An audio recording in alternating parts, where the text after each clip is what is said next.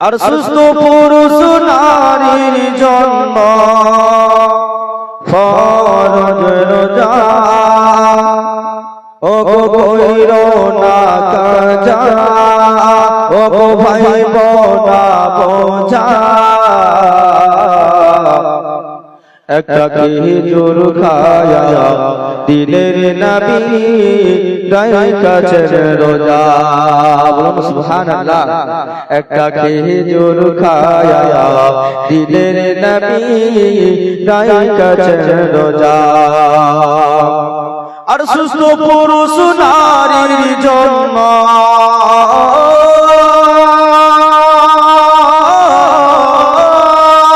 আর সুস্থ পুরুষ নারীর জন্য ফরজ রোজা। ও গো কইরো না কাজা, ও গো ভাই বোনা বোঝা। একটা খেজুর খায়া দিলের নবী রাইখাছেন রোজা। একটা কুরমা খায়া দয়ার নবী রাইখাছেন রোজা। আর রোজা রাখছেন দিলের নবী বিবি সাহাবা।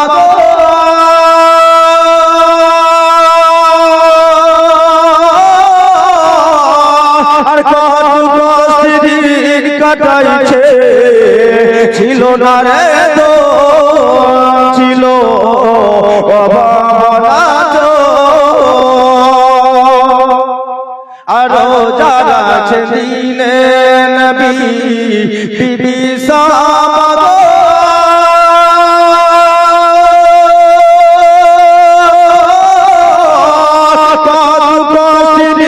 কাটাইছে ছিল না রে তো ছিল অভাবনা তো। এত সুখে থাকি তবু, এত সুখে থাকি তবু রোজা করি রাজা। একটা কুরমা খায়া দিলের নবী রাইখাছেন রোজা। একটা কুরমা খায়া দিলের নবী রাইখাছেন রোজা। আর সুস্থ পুরুষ নারীর জন্য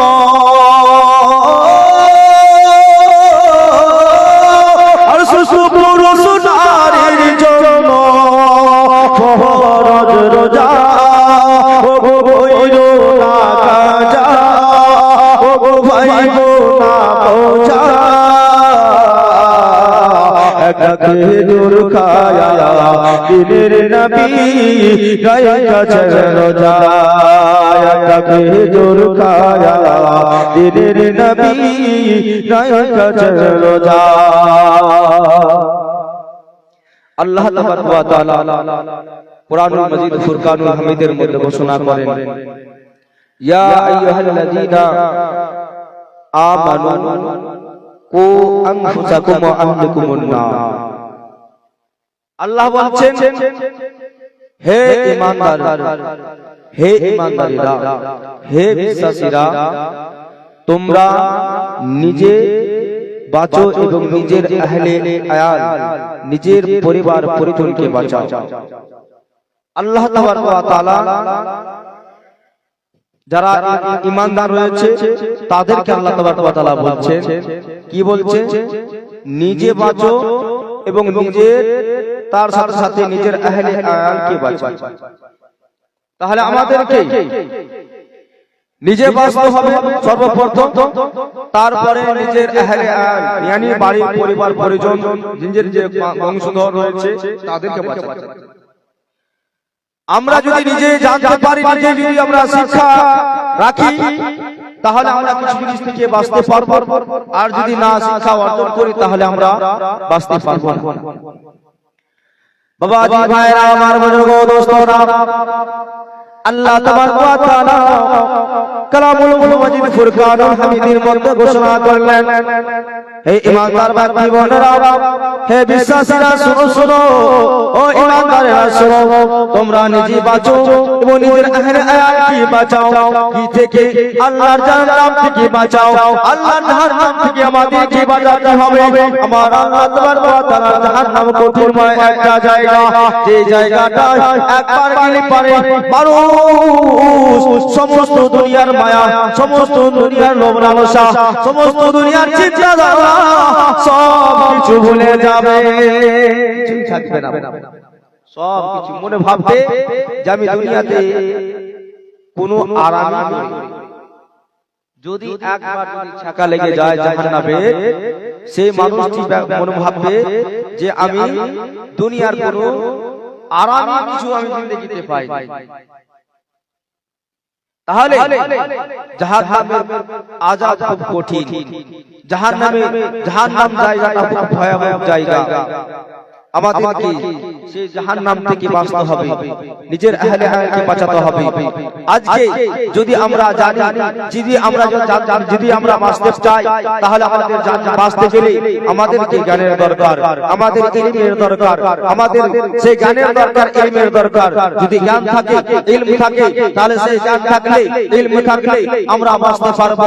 সেই ইলমের দ্বারাই যায় না যায় আমরা চিনতে পারবো, হালাল হারাম হালাল আমরা চিনতে পারবো, কোনটা বৈধ কোনটা অবৈধ আমরা চিনতে পারবো। যদি আমাদের জ্ঞান না থাকে, আমরা কোনটা বৈধ কোনটা অবৈধ, কোনটা যায় কোনটা না যায়, কোনটা হারাম কোনটা হালাল আমরা চিনতে পারবো না। বাবাজি ভাইরা, তাই আল্লাহ তাবারক ওয়া তাআলা যেটা সর্বপ্রথম যেটা আদেশ দিয়েছে সেটা হলো ইকরা। কি বলে? সেটা ইকরা, তোমরা পড়ো। আল্লাহ তাবারক ওয়া তাআলা পড়ার আদেশ দিচ্ছে। কুরআনুল মাজিদ ফুরকানুল হামিদের মধ্যে নামাজের কোনো সর্বপ্রথম হুকুম দেয় নাই, রোজার হুকুম দেয় নাই, হজের হুকুম দেয় নাই, যাকাতের হুকুম দেয় নাই, উসুলের হুকুম দেয় নাই, কোনো জিনিসের হুকুম দেয় নাই। কিন্তু আল্লাহ তাবারক ওয়া তাআলা যেটা সর্বপ্রথম হুকুম দিয়েছে বান্দাদেরকে, মুমিন বান্দাদেরকে, সেটা হলো পড়া। কি? পড়ার হুকুম দিয়েছে। তাহলে আমাদেরকে পড়তে হবে। না পড়া ছেড়ে দিয়ে যদি আমরা কাজ করতে চাই তাহলে হবে। আমি আজকে যদি আমরা যারা জ্ঞানহীন ব্যক্তি এই মতো যে মতো চোখ থাকা অবস্থায় মানুষ কিছু দেখতে পায় না, কিংবা একজন অন্ধ ব্যক্তিকে যদি ছেড়ে দেওয়া হয় রাস্তাতে, সে নিজের রাস্তা বেছে নিতে পারবে না যে আমার রাস্তা, সে সাহারার দরকার রয়েছে, তাকে কেউ ধরে নিয়ে যাবে তাহলে যেতে পারবে। আজকে এই মতো কোন মানুষ যদি জ্ঞান অর্জন করে, তাহলে জ্ঞান অর্জন করলে পারে, তা সেই জ্ঞানের কারণে সে নিজের রাস্তা সে নিজে বেছে নিতে পারে, আর নিজে বাঁচতে পারবে এবং 10 জনকে বাঁচাতে পারবে। নিজে যখন বাঁচতে পারবে তখন 10 জনকে বাঁচাতে পারবে। যদি সে নিজেই না বাঁচতে পারে তাহলে অন্যজনকে কিভাবে বাঁচাবে? তাহলে আমাদেরকে বাঁচার জন্য আমার আল্লাহ তাবারক ওয়া তাআলা আমাদেরকে আদেশ দিয়েছে।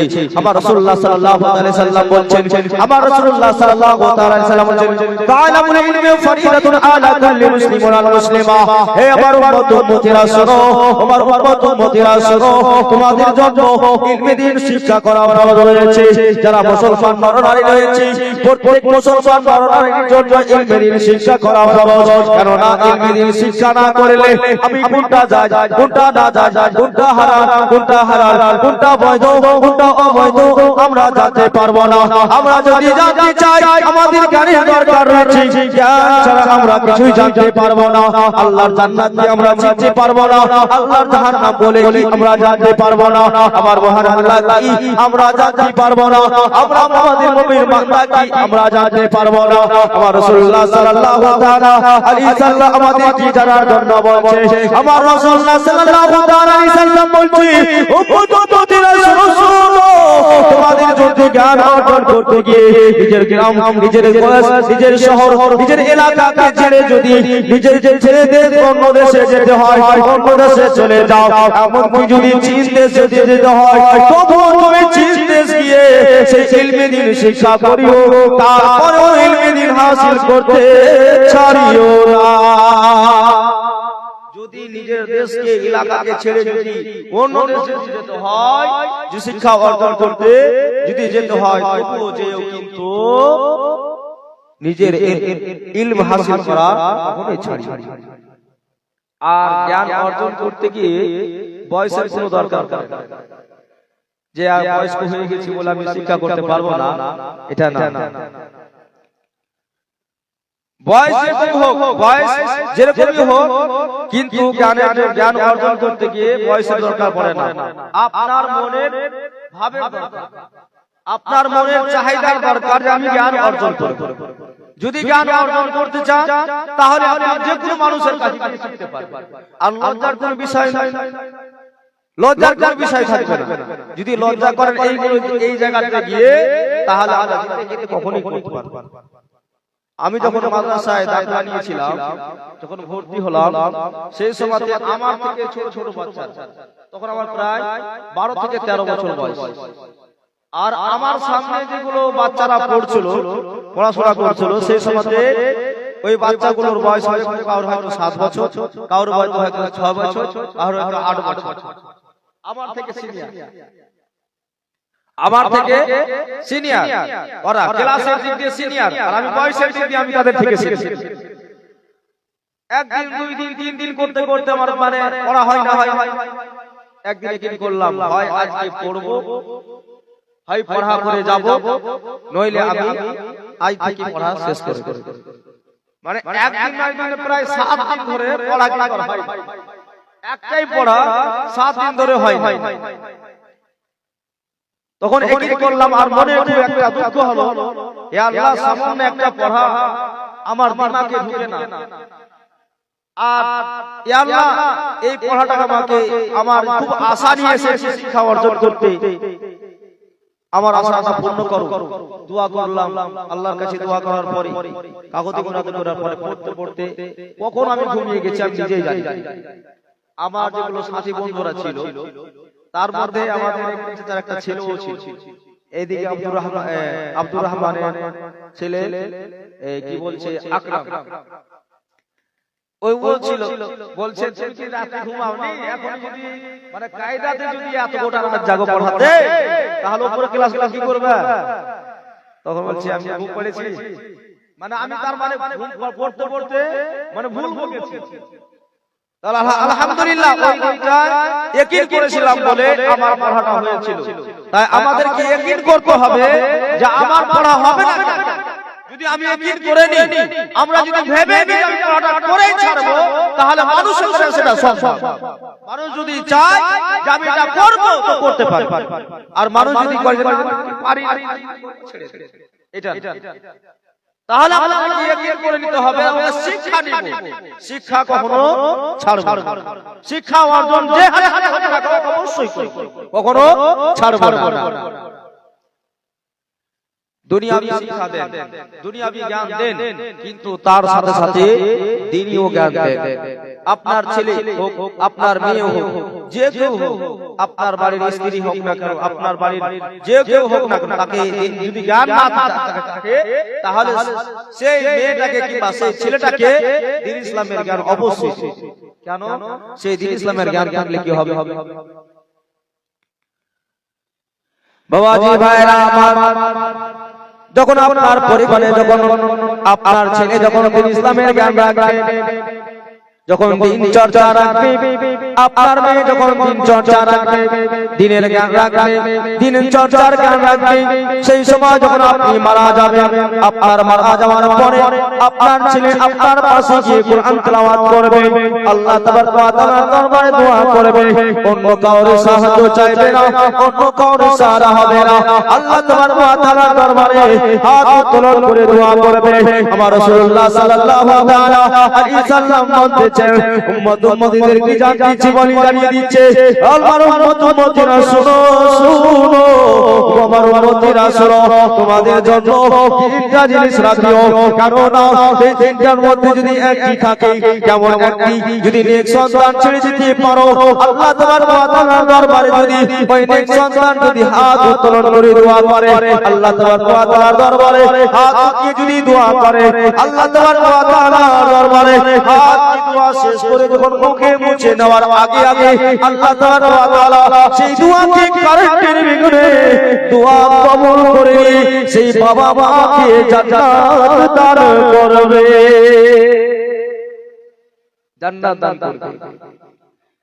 যখন আপনার ছেলে আপনার জন্য দোয়া চাইবে, আপনার ছেলে আপনার বাবার যে বাবা গিয়েছে তার মনে বেশি দুঃখ আছে, আর মনে যখন দুঃখ থাকবে অবশ্যই চোখের পানি যাবে, আর যখন চোখের পানি গড়াবে আল্লাহ তাবারক ওয়া তাআলা এটা গাওয়ারা হবে না যে আমার বান্দা আমার বান্দার ছেলে আমার বান্দার জন্য কান্না করছে, ইয়া আল্লাহ তুমি জান্নাত দাও, তার ছেলে আমাকে রহমান বলে ডাক দিচ্ছে, তার ছেলে আমাকে রহিম বলে ডাক দিচ্ছে, তার ছেলে আমাকে গফফার বলে ডাক দিচ্ছে, তার ছেলে আমাকে গফুর বলে ডাক দিচ্ছে, এটা আমার গাওয়া হয় না।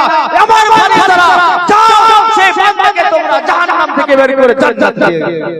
তাহলে আমাদেরকে নেক সন্তান রেখে যেতে হবে। যখন আপনি সুসন্তান রেখে যাবেন সেই সুসন্তান আপনার খোঁজ রাখবে, আপনি যখন মারা যাবেন আপনি বেঁচে থাকলে আপনার খবর নেবে, আর আপনি যখন মারা যাবেন তারপরে আপনার খবর নেবে।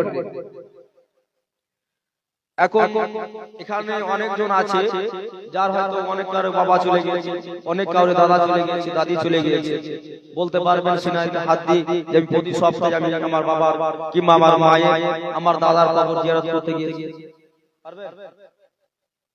পারবেন? প্রতি সপ্তাহে নয় প্রতি মাসে গিয়েছে, বলতে পারবেন? খুব ভালো কোন টেনে টেনে আমাদের আহলে সুন্নাত ওয়াল জামাতের মধ্যে যখন আছে তাহলে কোন রকম হলে পারে বছরে, কিন্তু কোনদিন না গেলে দুইটি দিন যায় নাকি, বছরে দুইটি দিন যায়, হয় সাবে কাদার রাতে কিংবা সাবে বারাতের রাতে। এইগুলো রাতে যে আমরা জিয়ারত করি আহলে সুন্নাত ওয়াল জামাতের মধ্যে, এটার কারণে হয়তো আমরা চলে গিয়েছি, তাও হলো খেলার কারণে, কিন্তু নিজে চাহিদা হয়ে যায়। কিন্তু যখন আপনার কাছে জ্ঞান থাকবে, আপনার কাছে ইলম থাকবে, যখন আপনি মারা যাবেন আপনার ছেলে যখন জানবে, আপনি যখন মারা যাবেন আপনার ছেলে কুকুরের মুখ থেকে তাড়িয়ে থাকবে না। আর যে কখন মৌলভী সাহেব আসবে আমার বাপের জন্য দোয়া করব, আমি আমিন আমিন করব, কখন মৌলভী সাহেব যাবে দোয়া শেষ করবে, আমি সেখানে দোয়াটা শেষ করে দেব। দেখুন নারে তাকবীর, নারে তাকবীর, নারে রিসালাত, নারে রিসালাত, উলামা আহলে সুন্নাত মাসলাকে আলা হযরত, নারে তাকবীর। আমাদের হুজুর এসেছে, আমি বক্তব্য আগে বাড়াবো না, যাই হোক আমি আপনাকে দিয়ে দিই।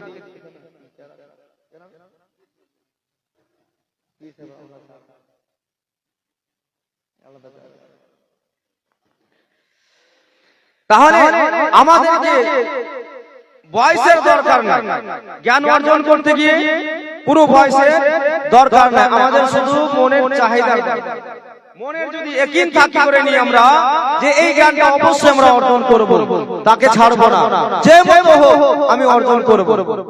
এইটার জন্য একটা উদাহরণ আমি আপনাদেরকে দিয়ে দিই। আমার দাদি একটা ছিল, যাকে আমরা বেদনা দাদি বলি, আমার রুহুল কাকার বাবা মা, প্রায় 75 বয়সে কিংবা 80 বছর বয়সে কোরআন শিক্ষা অর্জন করেছে। কোন রকম রিডিং করতে শিখেছিল, আল্লাহ তাআলা দরবারে কোন রকম 2 খতম অথবা 3 খতম কোরআনটা দিতে পেরেছে, তারপর দুনিয়া থেকে পড়লো। তো শেষ বয়সে যে গিয়ে যদি আমার দাদি কোরআন শিক্ষা করতে পারে, তা আমার দাদি থেকে তো আপনারা অনেক ছোট, আমার দাদি থেকে আপনারা তো অনেক ছোট, তো কেন পারবেন? অবশ্যই পারবেন। নিজেও শিখুন এবং নিজের আহলে শিখান, নিজের বাড়ির ছেলে মেয়েকে শিখান, আর এরা তার সাথে সাথে শিক্ষা দেন যে আমার ছেলে আমার মেয়ে যেন কোনো পথ ভ্রষ্ট না হয়ে যায়, কোনো খারাপ রাস্তায় না চলে যায়। আজকে আমার মুসলমান জাতির মানুষেরা, আজকে মেয়েরা আমাদের আজকে ধরিজের ধর্মকে ছেড়ে, নিজের ধর্মের মেয়ের ছেলেদেরকে ছেড়ে অন্য ধর্মের ছেলেদেরকে বিয়ে করছে। কারণ কিসের জন্য? কারণ হচ্ছে এটাই যে আমি গার্জিয়ান হয়েছি, কিন্তু আমার গার্জিয়ান যে আমার কর্তব্য সেই কর্তব্য আমার কর্তব্য সে পালন করেনি, আমি আমার ধর্মের জ্ঞান তাকে দিইনি, আমার ধর্মটা কি আমি তাকে চিনাইনি বলে আজকে আমার মেয়েটা আমার ধর্মকে ছেড়ে বাপদাদা ধর্মকে ছেড়ে দিয়ে রাসূলুল্লাহ সাল্লাল্লাহু আলাইহি সাল্লামের দেখা হওয়া পথকে দেখে ছেড়ে দিয়েছে, গুমরাহি পথে চলে যাচ্ছে। কারণটা এটা, আমরা যদি আমার ছেলে মেয়েকে আমি শিখাতাম তাহলে আমার ছেলে মেয়ে পথ ভ্রষ্ট হতো না, রাস্তা হারিয়ে যেত না। তাহলে রাস্তা আমাদেরকে চিনাতে হবে, আমাদের এটা কর্তব্য। বাবা হয়েছি আমাদের কর্তব্য, আপনি মা হয়েছেন আপনার কর্তব্য যে আপনার মেয়েকে শিক্ষা দেওয়ান যে আমরা রাসূলুল্লাহকে, আমার দ্বীনকে, আমার রবকে আমরা মানি তো কি কাকে মানি, আমরা কাকে ফলো করি, আমাদের আইডিয়ালকে কোরআন বলছে লাকাদ কানা লাকুম ফি রাসূলিল্লাহি উসওয়াতুন হাসানাহ। আল্লাহর কোরআন বলছে তোমাদের জন্য আমার রাসূলের জিন্দেগি, আমার রাসূলের হাবিবের জিন্দেগি তোমাদের জন্য একটি নমুনা রয়েছে। সেই নমুনাকে ফলো করলে, সেই নিশানিকে ফলো করলে, যে আইডিয়ালকে ফলো করলে এই জায়গাটা তো কামিয়াবি হবে, ওই জামানাতেও কামিয়াবি হয়ে যাবে। আমাদের কোনো চিন্তা নেই, আমাদেরকে এটাই আমাদেরকে লক্ষ্য রাখতে হবে। তাই আর বক্তব্য আগে বাড়াচ্ছি না,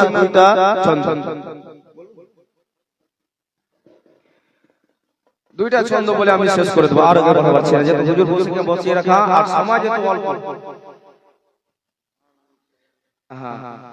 একবার বলে হাত উঠান, ইয়া রাসূলুল্লাহ, বলেন ইয়া হাবিবাল্লাহ। আজাছি কাল যদি না তাকিয়ে দুনিয়া, স্মৃতি হয়ে থাকব হৃদয়ের মাঝায়। আজাছি কাল যদি না তাকিয়ে দুনিয়া,